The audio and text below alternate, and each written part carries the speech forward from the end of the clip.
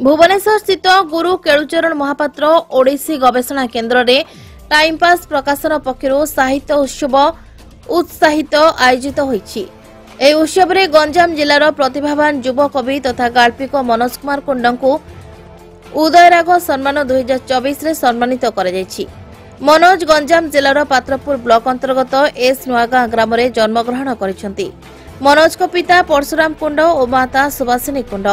College ପଢ଼ିବା ସମୟରୁ ହିଁ ମନୋଜ ଲେଖାଲେଖି କରିବା ତଥା ସାହିତ୍ୟ ପ୍ରତି ଅଗାଢ଼ ଦୁର୍ବଳତା ରହିଥିଲା ଏବଂ ପୂର୍ବରୁ ମନୋଜ ସମ୍ବାଦ ପକ୍ଷରୁ ଆୟୋଜିତ कथा नवप्रभात कट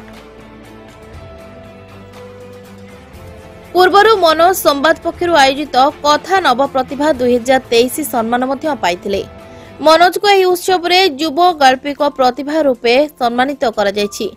एही उत्सव अवसर में वरिष्ठ गाल्पिका डॉक्टर प्रवीणा महांती टाइम पास निर्देशक सरोज बल उदयराग विजेता को समर्थित करथिले।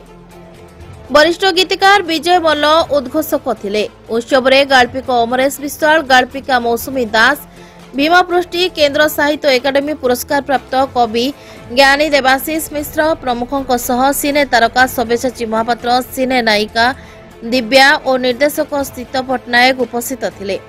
उपांत सांस्कृतिक साहित्य सेवा संसदर सभापति तथा चेतना साहित्य संसदर संपादक सुदीप्त कुमार पट्टनायक, संपादक माधव बाड़तिया मनोज को शुभकामना ज्ञापन करिसेंती।